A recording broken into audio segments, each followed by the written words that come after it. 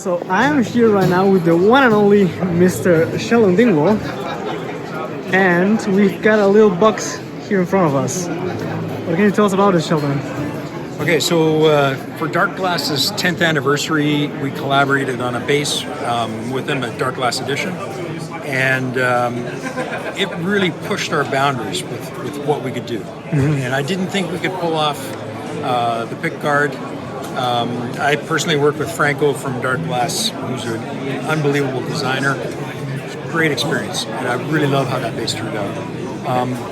And at the time, we talked about, okay, well, we have an anniversary coming up. Could we do something along with a pedal that would be more Dingwall focused? So the answer was yes, but the timing wasn't exactly right. Along came the Hellboy, and Rob Vanderlo wanted an onboard distortion, and as we were working through that and simplifying it and condensing it into the bare essentials of what we thought a good distortion should have, we started to realize that this is a great sounding circuit, regardless of if it's in a bass or not, and because the Hellboy is a limited edition, we thought, wouldn't it be cool to turn it into a Dingwall anniversary pedal? Look at that. And so, again, worked with Franco.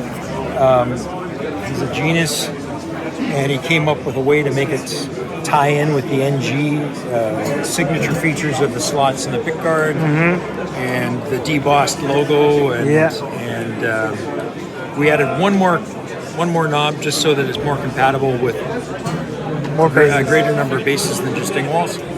But it's still super simple to use. It goes from just a slight breakup like you get out of a tube amp to a buzzsaw if you want it, and anywhere in between. Yeah. And it's touch sensitive. You play lightly, it's clean. You play heavy, you can get some grit. You can really amplify your expression. Yeah. And then the other cool thing is it helps the bass sort of disappear into the mix. We've always been about standing out in the mix, and now you can have both. You can stand out in the mix, or you can step on a pedal and then just flow right into it. It's super cool. And when can we expect that pedal to be available for purchase? 2023. 2023, okay. Great. Awesome. And we have a bunch of basses here to our left. What can you tell us about these models right here, especially maybe the one on the top? Yeah, so the one on the top, this is what happens when you have a talented group of painters in your shop and you say, guys, do whatever you want. And so they just got together one day and they decided, let's do something that is California. Anybody will look at it would go, California. And so that's what they did. I don't think I've ever seen those exact colors on any other guitar or bass before, but it all just seems to work. It's very beach oriented. Yeah, exactly. Yeah. And you know, growing up in Western Canada, California is kind of like our mecca, in that a lot of the culture that we look at, motorcycles, hot rods, cheeseburgers, you know, on and on and on, all came from Southern California. So it's a huge influence even on us Canadians, Western Canadians especially. And so then that's made in Canada. Then we have the two D-Roc standards. These have been out for a while. Yeah. One thing that we're doing now is that we realize there's a lot of players who are, they're four-string guys, and they always will be four-string guys, but music has, five strings have been in music for so long that if you're a four-string guy, you're limited in the lower range, unless you do BEAD. And our basses have this baked-in scale length that works perfectly with BEAD. So we're doing a promotion now where we're offering a free setup on four strings for BEAD, and then we're partnering with Kaiser Cables. Okay. And we've tweaked the spring rate on their cable so that it just lightly clamps onto the strings and it doesn't knock the bass out of pitch. And so now you could cable at the 5th fret and have EADG in a short scale. Yeah. Or slide it down for D flat, or down to an open B. Interesting. And so it gives the 4-string player the ability to have a short scale in standard tuning, get the lower range of a 5-string, kind of have the best of both worlds. Yeah, I see one difference in the Canadian and import model, and that is here the bridge. Is this gonna be available as a aftermarket upgrade at some point? Yes. So the problem was getting the manufacturing up and running. This bridge, it's extremely simple. Like, it only takes one wrench to lock in the intonation and adjust the height. And so it's really simple in operation, but it requires super tight, precise tolerances. And so we've got a manufacturer. They've been doing them for the D-Roc 5s, and now we've got them making 4s and 6s. Once we get manufacturing up and running, then we will actually have them available. Currently, we're making these ourselves in our Canadian shop. And so we would never be able to keep up with as many as we'd need. So we needed outside manufacturing. So I see. Okay. because when you're machining aluminum, you can't machine wood. When we offer the upgrade kit, the size of this footprint is large enough to completely cover any markings in the paint from taking those sides. Okay, that's great. Yeah. That's pretty cool. The other cool, I think it's cool, design feature is that the bridge is designed to sit on top of a shim. And so you run a pocket, and then the bridge floats on top of a shim.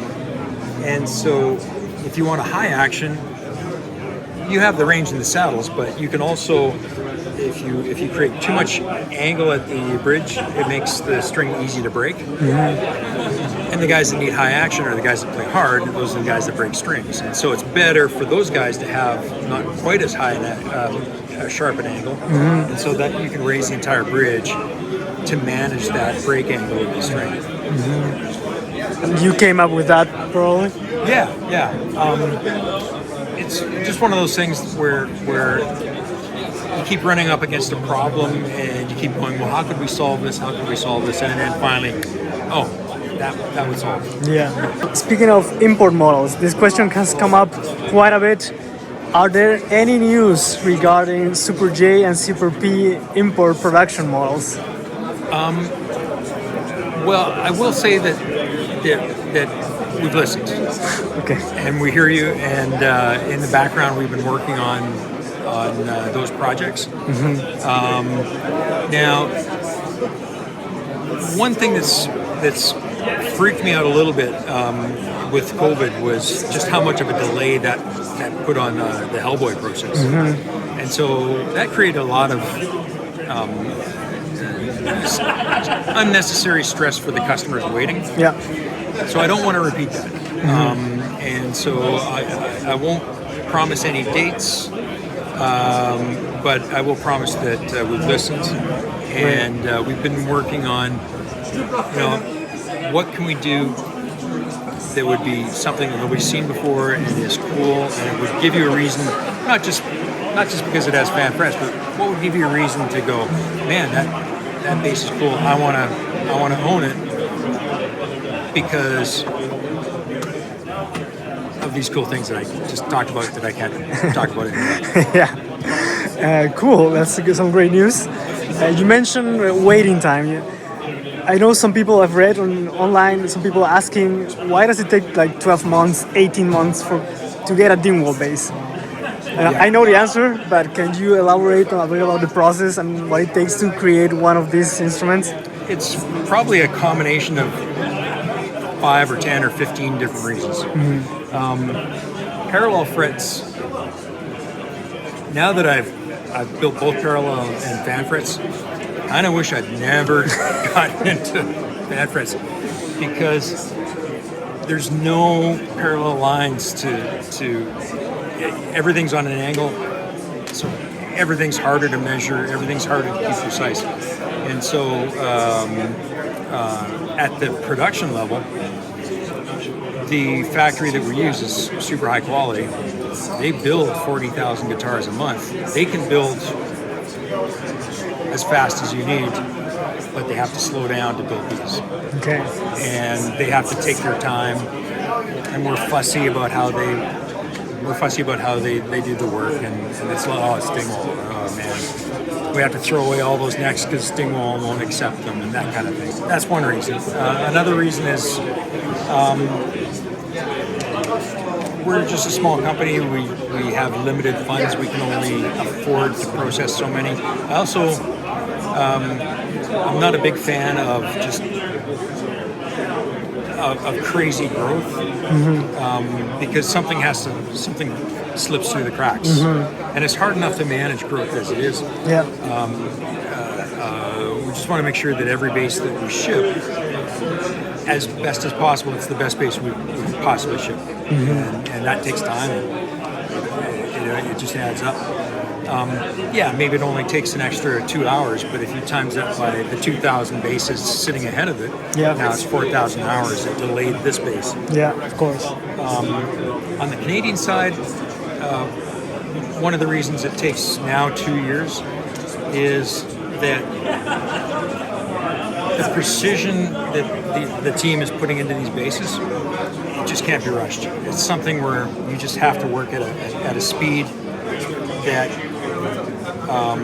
you can achieve the quality first, and if it costs a little more, your boss isn't going to yell at you. And if it takes you a little more time, your boss isn't going to yell at you.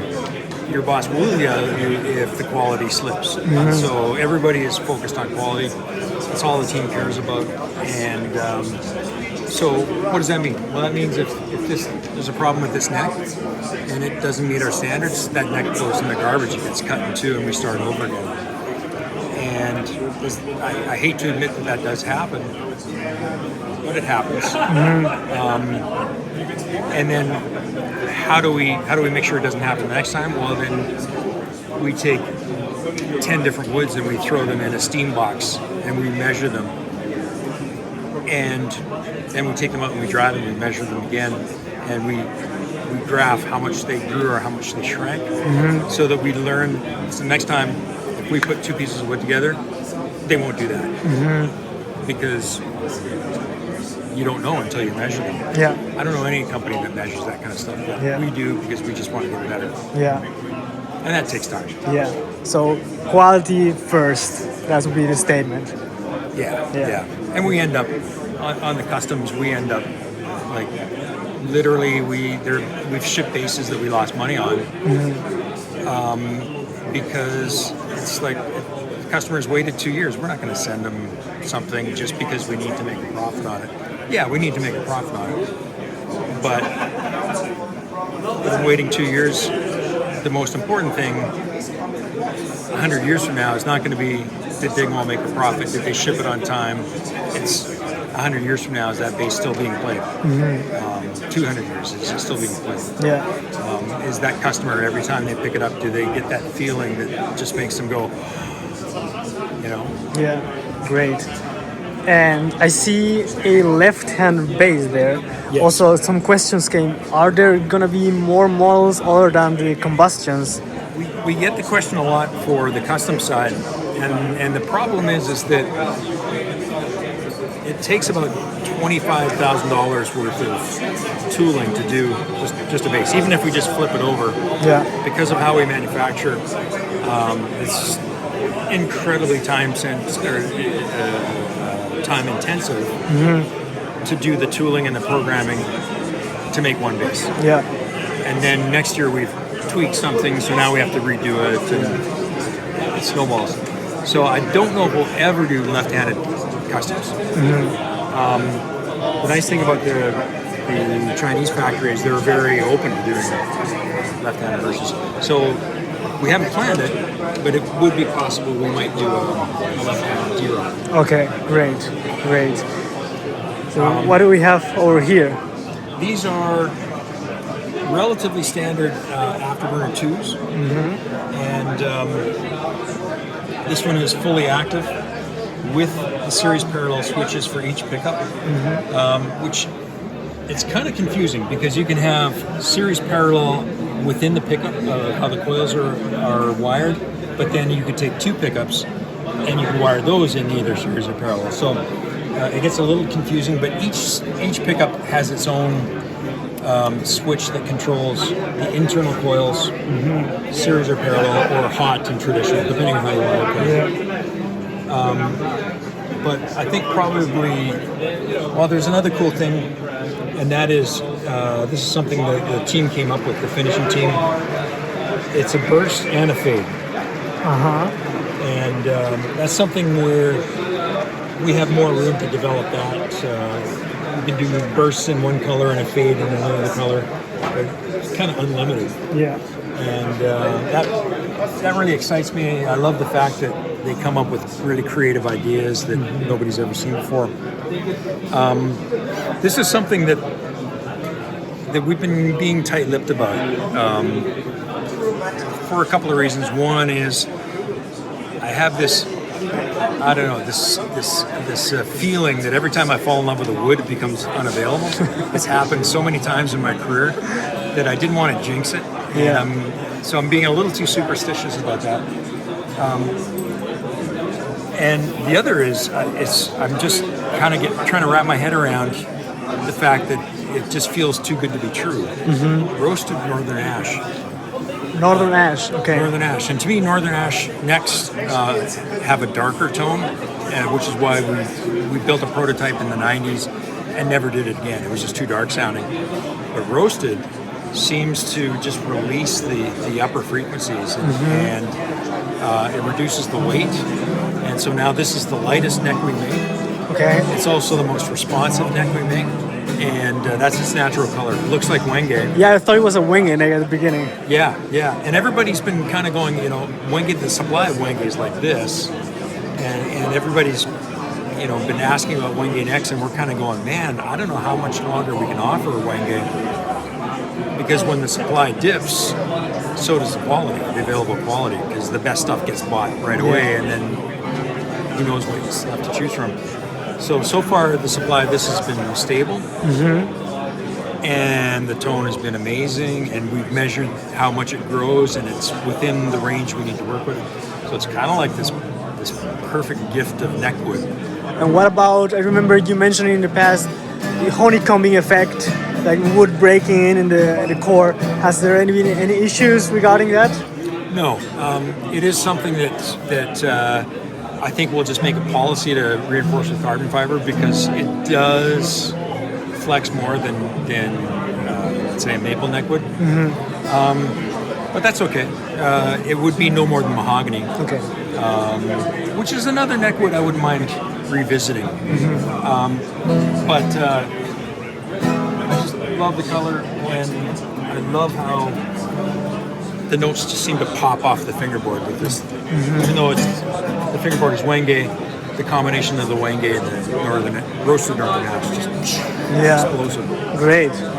Awesome. But we've been working with John Taylor, Duran. He's been playing our basses for 6 years, I think. John prefers the import basses. He likes the Canadian basses, but he prefers to be able to walk into a music store and just go, okay, I like that bass. Yeah. And so we've been working with him on a signature model, and now the initial plan is to release only 82 of this color combination, based on the Rio album. And so the graphics kind of came from Rio, and the color came from the Rio album. And that album was recorded on a Rupert Neve recording console. And I've wanted to work with Neve my entire career, and so we called him up, and we started a conversation, and we got the ball rolling, and they designed a custom preamp for Dingwall basses, where they even went so far as taking a dozen op-amp chips, and they'd plug it into the circuit, and the engineering team would sit there and they'd listen to it, evaluate the chip, take another chip, plug that in. They were going that deep into tone testing chips. Yeah. And what they came up with was just like mind-boggling. It's unbelievable. So the controls on it are master volume, 4 position rotary, which is normal. Yeah. Passive tone, active bass and treble. And then we played with the cap on the tone control so that it would interact with the active treble, and you could cut and boost at the same time and get upper mid boost. And you can get a lot of growl out of that bass by just playing with those two controls. Yeah, great. What's the status on headless basses? Headless basses, I mean, they kind of got COVIDized as well, and so I have a design modeled, and it's kind of like, you know, when sitting at the table with dark glass, trying to think of a 3-band, it's like there are so many good 3-bands out there. We need to do something different. And same thing with the headless. There's so many good headless systems out there. We need to do something different. So I have a Kubicki in my office. I really like how those tuners work. What could we do that would improve on them? And I have a Kaler in my office. I like how the feel of their fine tuners. And then, but I don't like having to use wrenches, so the system is designed to be wrench free. But we need to get the Hellboys to everybody that we promised them to. We have these projects that need to get out the door, and then we'll do some prototypes and we'll 3D print them out of probably bronze. And once we have the proof of concept going, then we can do manufacturing. Great. So it is on the process list, so to speak. Yeah. I mean, the D-Roc took me 8 years. You know, why would it take you 8 years? Well, because it took 200 headstocks to come up with that one. Yeah. You know, you draw one, you copy it, you tweak it, you look at the two of them and you go, well, that one sucked. But this one still sucks too, just a little bit less. And so you copy that and tweak it. And so I really admire people who can design really quickly, but me, it's super slow. I tweak and tweak and tweak, 10,000ths of an inch. Believe it or not, like you're standing 6 feet away from this bass, and I guarantee if I tweaked a line by 10,000ths of an inch, you'd be able to see it. Oh, really? Yeah. That's two or three human hair thicknesses. Yeah. And if you look at it, that will affect a curve, and you know, most people wouldn't notice it, but if that's what you're looking for, you'll see it just like that. Interesting. So 8 years of looking at the shape and looking for a 10,000th bump and going, okay, now I see it, now I've got to get rid of it. Yeah. Thank you so much, Sheldon, for showing us your basses and talking about what's coming. We really appreciate it, and I think you guys on the Talk Bass forum and Facebook are going to appreciate it as well. Oh man, I really appreciate everybody out there in the community that I really feel lucky that I get to be part of this industry. Bass players are extremely cool people. It's a really tough industry. Like, it's not just tough for us, it's tough for everybody. And having cool customers just makes it that much easier and that much more rewarding. And so hopefully you're getting the same feeling when you play bass. It feels rewarding to you, and really appreciate everybody, and appreciate you, Ivan. Thank you. And yeah, thank you so much. Awesome.